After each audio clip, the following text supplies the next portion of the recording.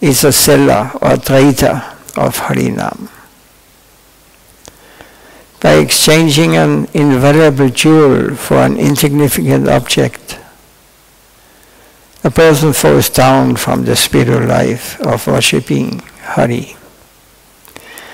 This is from Chaitanya Shikshasrama, Shikshamrita.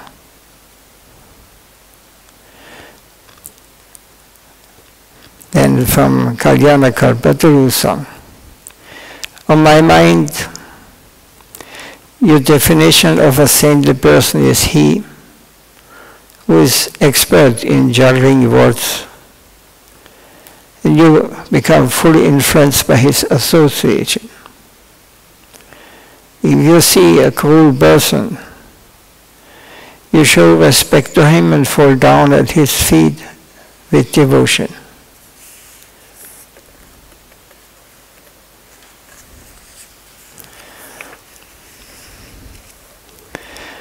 Can a sannyasi who has given up shelter, the shelter of his spiritual master, become an acharya? Yes, here Srila Bhakti Thakur quotes a shloka from Amrita Parad Bhasya, from Chaitanya Charitamrita Anjalila. Even though Ramchandra Puri was a disciple of Madhavinda Puri, he accepted polluted conclusions from the society of dry speculators and preached irreligious principles. As a result, Madhavinda Puri Goswami rejected him and considered him an offender.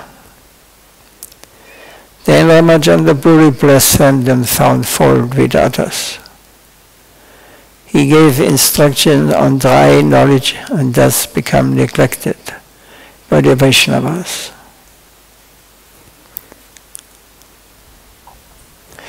Are the conclusion of a bona fide acharya and an unauthorized acharya the same? After carefully discussing the Vedas and the Vedanta Sutras, the acharyas have drawn two kinds of conclusion. Srimad Shankaracharya preached the philosophy of monism based on the conclusion, but fought by the sages like Dattatreya, Astavaka, and Durvasa. This is one kind of conclusion. The Vaishnavas have preached the science of pure devotional service based on the conclusion put forward by the great souls like Narad, Prahlad, Dhruva, and Manu. This is the other kind of conclusion. Now he speaks about the Sampradaya. Is there anything clear? And that's what they heard from the words from Srila Bhaktivinoda Thakur.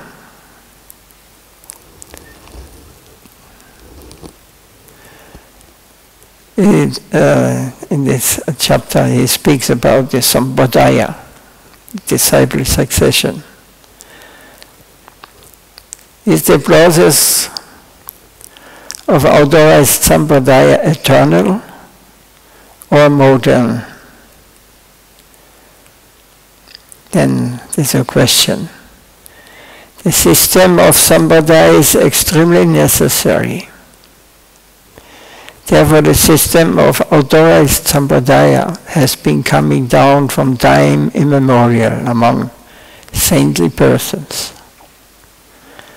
It's from Jayavadharma. And other question is, who accepts pure religious principles? Only those who have received pure spiritual knowledge of the Vedas coming from Brahma through disciplic succession accept the path of pure religious principles. Others become servants of a deistic philosophy the two differences of opinion. And what is the disciplic succession of the servants of Sri Chaitanya? Who are their enemies? Sri Brahma Sampradaya is the disciplic succession of the servants of Sri Chaitanya. Sri Kavikarna Buddha, Goswami has written the gradual order of this disciplic succession in his book, Go Ganadashtipika.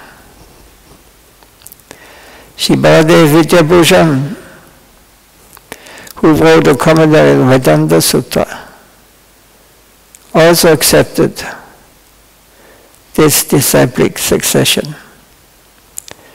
Those who do not accept this line of disciplic successions are the main enemies of the servants of Sri Krishna Chaitanya. Who are Kali's spies? Kali? Who is Kali?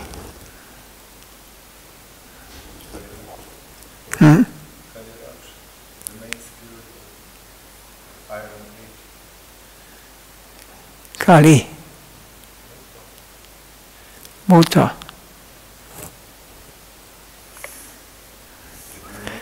Kali's. Who is Durga? Who is Kali?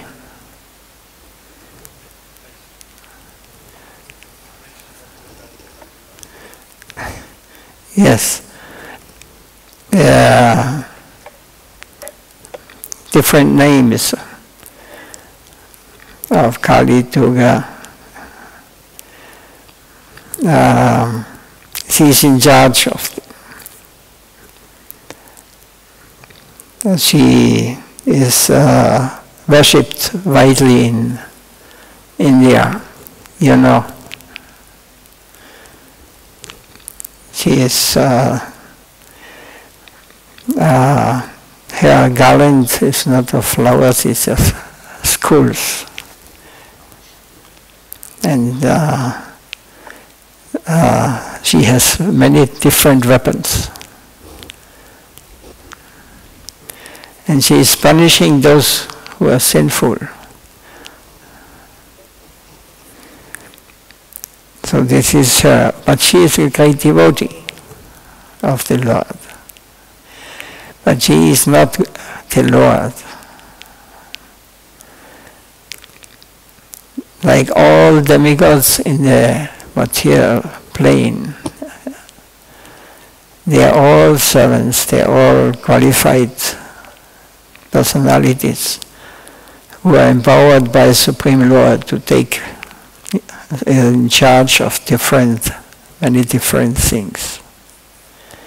So who are Kali's spies? Kali has also some helpers.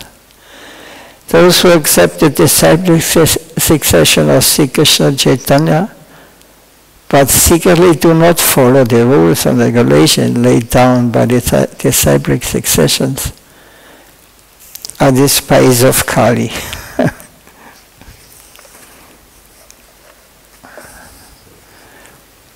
In the future, which authorized Sampradaya will exist?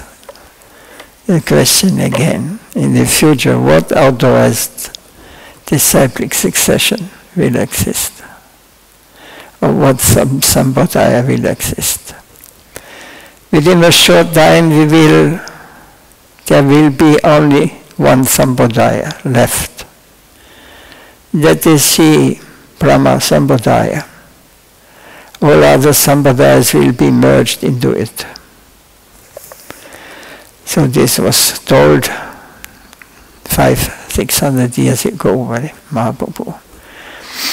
Now not all Sampradayas are very well Vaishnava Sampradayas.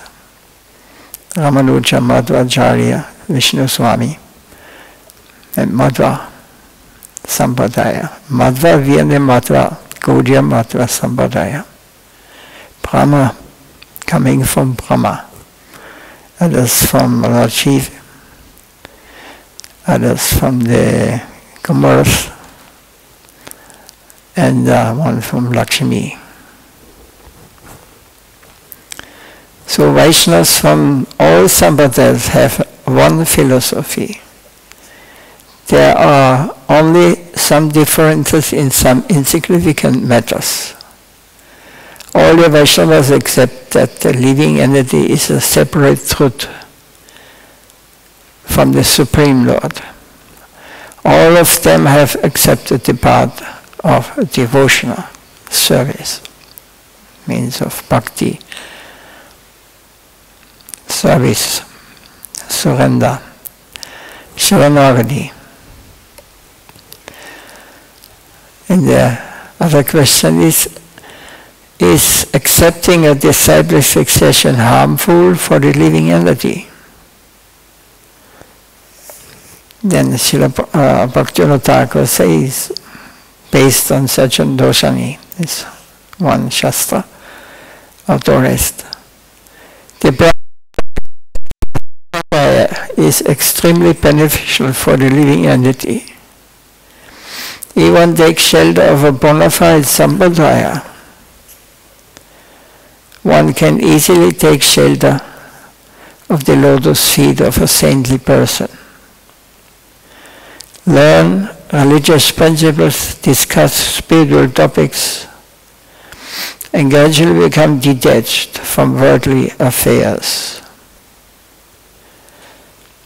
As long as one has a tendency to mingle with persons from unauthorized Sampradayas and engage in argument and counter-argument for one's whole life, one can never achieve perfection.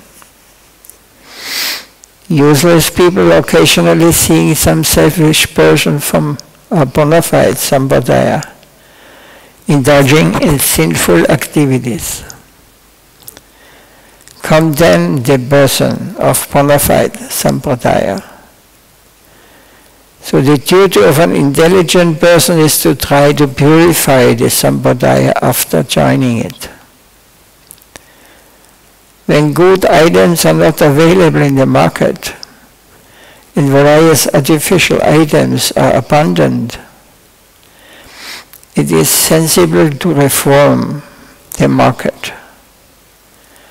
If someone tries to stop the process of selling, you can never praise his intelligence.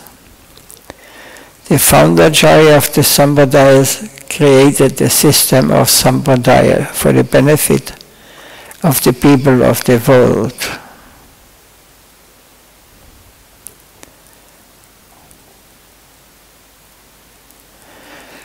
So when did the philosophy of opposing the system of Sampradaya start? So not all can accept the Sampradaya. So when did it start that they rejected this system of Sampradaya? Means that knowledge is given from one realized soul acharya to the next generation, and in this way it is unbroken, coming down from Brahma. So the answer is given by discussing the history. We understand that there was never any opinion against the system of Sampradaya in this holy land of India. Only since India came in contact with scholars from Western countries have some people become opposed to the system of Sampradaya.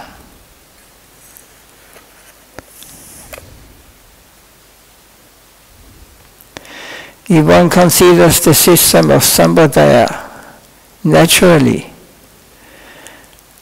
one will find that there are more good qualities than faults. If the major portion of an object is good, even though there are some bad elements, learned people eagerly accept it. Like nowadays in this Kali Yuga,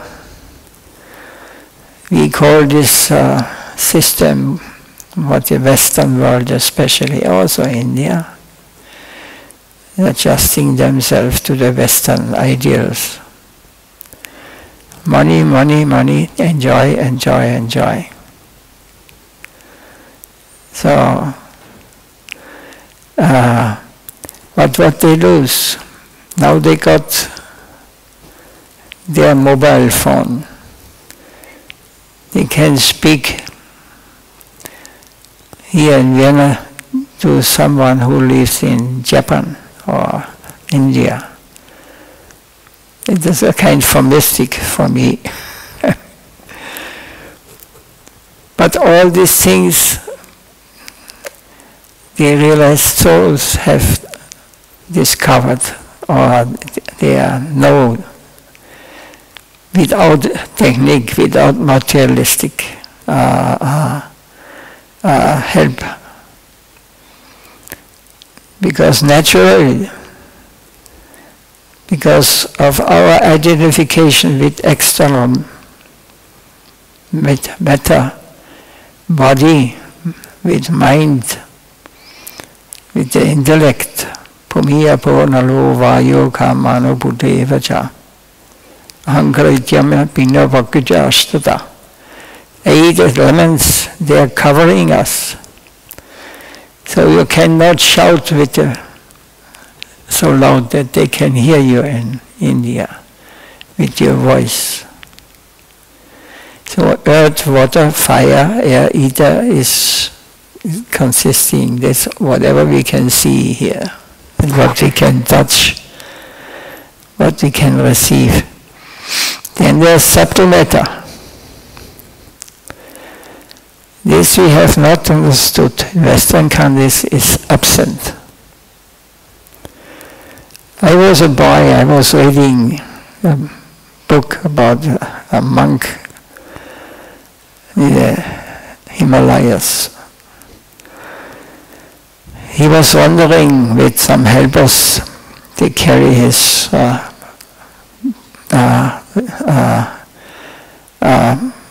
how you say, whatever he had with him. Some they have, so he went to Tibet from Nepal. And then suddenly one of those helpers, he stopped and he started crying. And the monk asking, why you are crying? That my brother has left the world, he has died. Please, I have to go back. I have to care. Not by handy. They could communicate. Natural, this is natural for us, but we have forgotten this sign. We do not know these things. Then he went back, and after months the monk came back also, and he saw, yes, his brother was dying a few months ago when he went back. This we think we are very advanced. What we create here, we create only how to destroy the nature. Like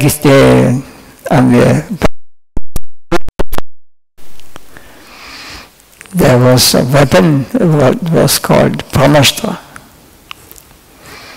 They did not need I don't know, a tank or airplane or bombs or like this. They could qualified Kshatriyas, they could throw this weapon or they could kill their enemies by mantra. All this is lost. And how do they perform yajnas in the past? Homer. They put everything right, and by mantras they made the fire. Where is this knowledge gone? Who is advanced? We are advanced here, destroying ourselves, full of enviousness, full of greed, lust. We are not able to understand. I was experiencing in the 70s, I went to South India. I was staying in Rameshwaram for some months. And I wanted to meet such, because I understood, yes, this is to my studying in my youth, my very youth. I could understand there's much more, and I found out they know in India, they know this sign. And I went there to Rameshwaram. It was packed full of people. It was some festival. So I could not get a room there. So I was standing, went to train station. And this time there were no cars there, only 2 cars on the whole island. Nowadays I heard it is like everything. But still Rameshwar is a very holy place. So I was waiting there 6 hours in the line, you know. This was for Western. And then suddenly a rickshaw driver came to me and asked, "You looking for room?" I said, "Yes, I wanted to stay." "Yeah, you come, I show." Then I got a room on the main street. And I could see down from the upper store, from my room to this, how the people are walking there, thousands and thousands, or lakhs actually, walking, going to the temple, coming back. And the pilgrimage, most of them shaved their head. So, and I'm looking for a guide who can show me these things, how it works, if it is truth, what I understood theoretically. No, I was even practically, I had this experience, but in the Western world, nothing. It was very gross for me. I could never find taste. So I went to the windows and looked down, and there was one yogi standing in front and looking straight to me. One with this very long dreadlocks and big hair, some mystic. And he looked at me straight on. And he said, "I should come, come." I was imagining the whole time when he should look like this.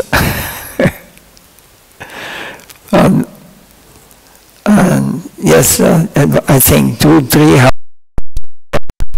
did not dare to go. It was shocking for me. So then he went slowly away, and I went to take rest. In the morning I got up,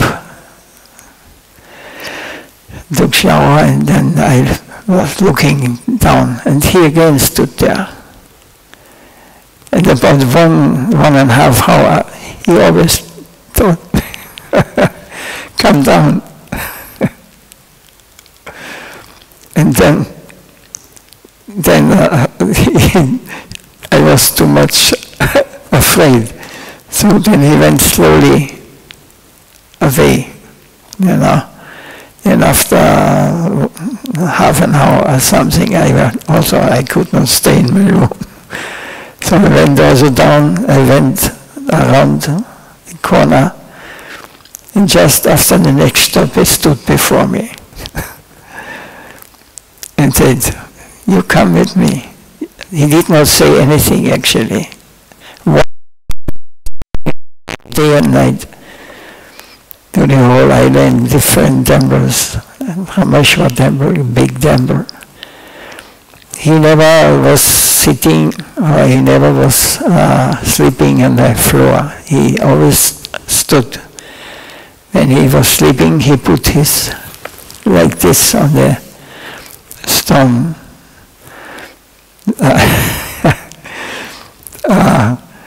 And every day this is what I wanted to know. Every day in my mind appeared one mantra. And I chanted this automatically the whole day. I chanted this mantra. And we went on the sand. We were sleeping in the sand just outside near the sea. And then we went up, and some others came making joke with me. They're sitting 10, 15 meters behind me, but they touched me here and I could not move.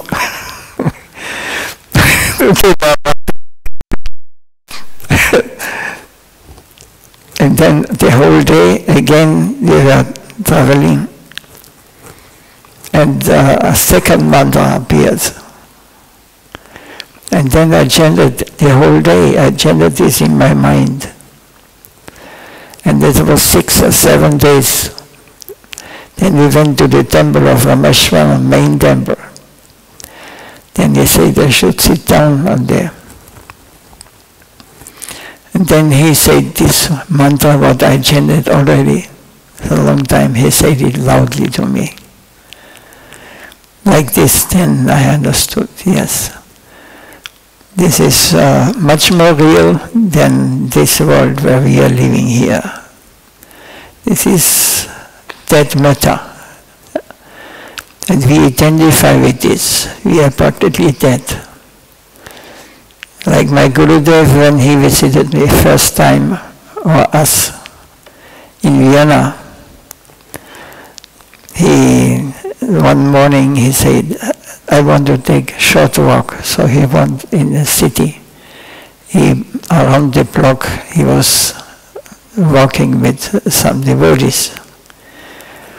And he came back, and he looked at me and said, "There are nice people here in Vienna." But then he said, "But they are all dead." Because they identify with that matter. We are not this body. We are not, we are also not the mind. The mind is also cheating. This also belongs to the Maya, illusion. We belong to the transcendental plane, the eternal world. So we want to go there. And this was my goal. So after realizing this, I went back. I had a government job there. And after 2 weeks, I went away telling no one and went to the temple. Until 2-3 years, nobody knows where I am.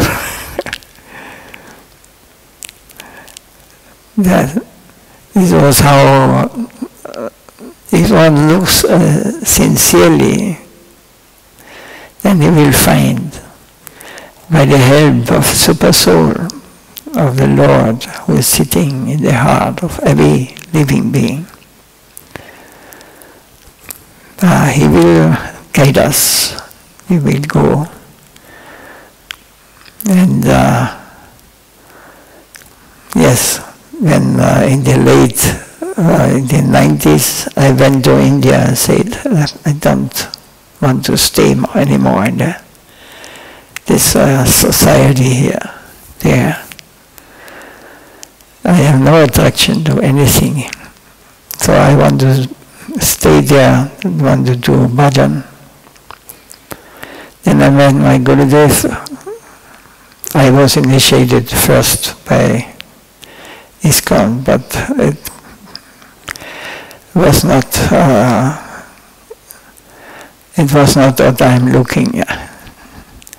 I understood more about spiritual or subtle life than they could. So, and then the Guru fell down, so I went to India. Then I met my Gurudev,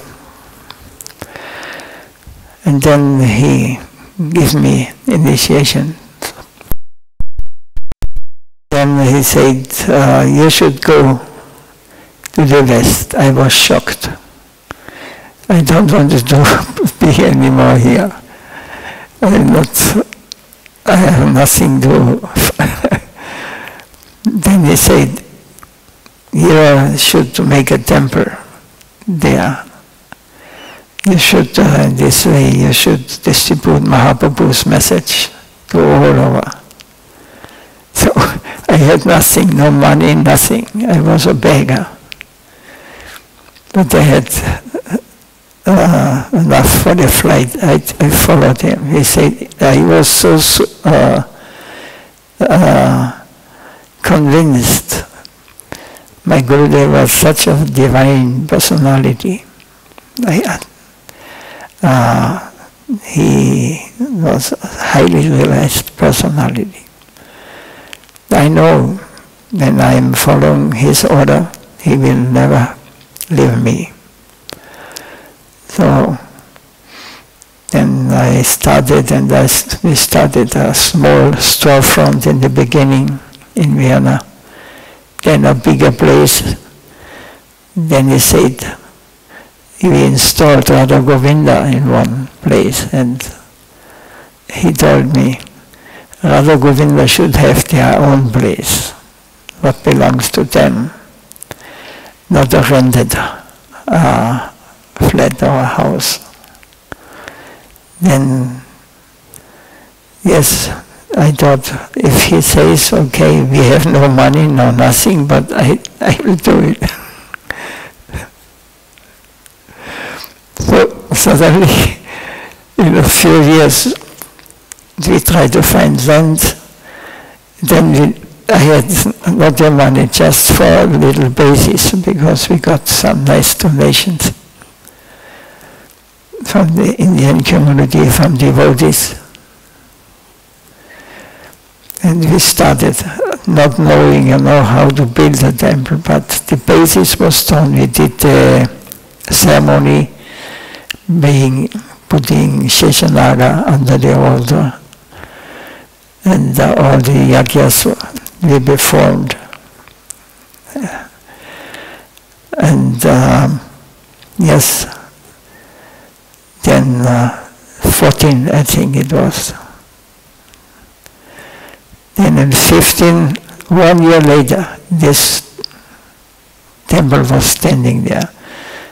I cannot think how was it possible.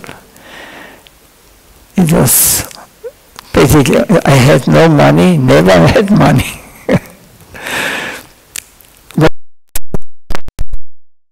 This is the power of Lord Chaitanya Mahaprabhu and Gurudev. Now we try, now we will see. Now devotee is very rare to find, because now it's very difficult age, Kali.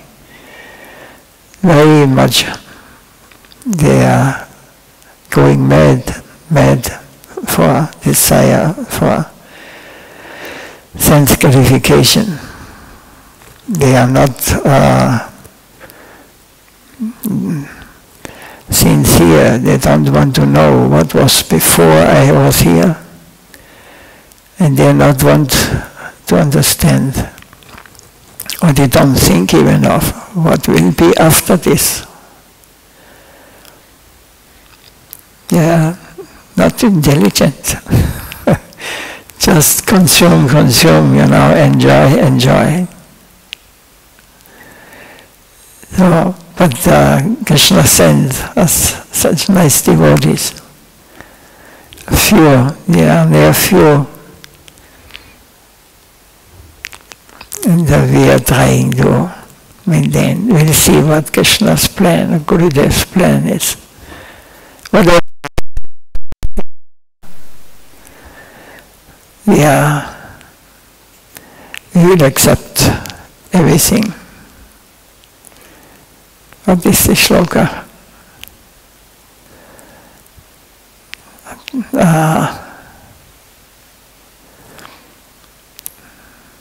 Ashlishya vinastumam hatasanam hankarutuva yadadata vavaritadata lambado matprananadasta svivanapar. Mahaprabhu himself spoke this, six Astakam. He said, whatever your plan is, you may beat me, you may kill me, you may embrace me, you may accept me as your servant. Whatever you decide, I will follow your lotus feet. You will always be my worshipable Lord. Such devotees we find very rare. It is very rare. Now I spoke, this is inspired by by our Param Gurudev, Srila Bhakti Thakur, Avipama Mahotsava ki jai. Anything to say? Anything? Comments? Is he really want personification of Gadadhar? Hmm? If he actually was the personification of Gadadhar, I mean, The personification of embodiment of Gadadhar, Gadadhar Pandit? Gadadhar. Who? No, Bhaktivinoda Thakur is in our disciple fixation. There is my Gurudev, a disciple of Bhakti Siddhanta, the founder of Gaudiya. Is my Param Gurudev. Then there's Gokishora Babaji, because Bhaktivinoda Thakur was the father of Bhakti Siddhanta Saraswati. But a relative should not initiate relatives from his own family. It is not in our Sampradaya. So he asked Gokishora Babaji, who was illiterate. He could not read and not write, but he was such a pure soul. He was an eternal associate of the Lord. He was spiritually absolute pure.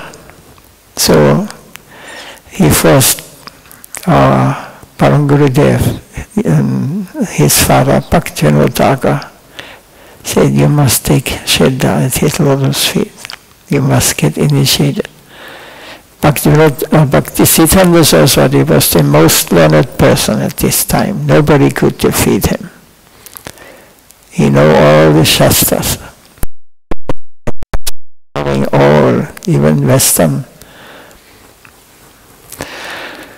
So Bhaktivinoda Thakur is the father of Bhakti Siddhanta, but Gokishora came between, and Bhaktivinoda Thakur, Gokishora accepted Bhaktivinoda Thakur as his Shiksha Guru. Then Jagannath Das Babaji comes, and then Vishwanath, the main Baladev Vidyabhushan, and the 6 Goswamis from Vrindavan. Rupa Sanatana Bhatta Raghunatha Jeev Gopal Bhatta Dasa Raghunath Sat Goswami. The 6 Goswamis. And Mahaprabhu, Sarvatamuda, and Ramananda Roy, who were Lalita and Vishaka. We pray to them to bless us, that we don't have to come again.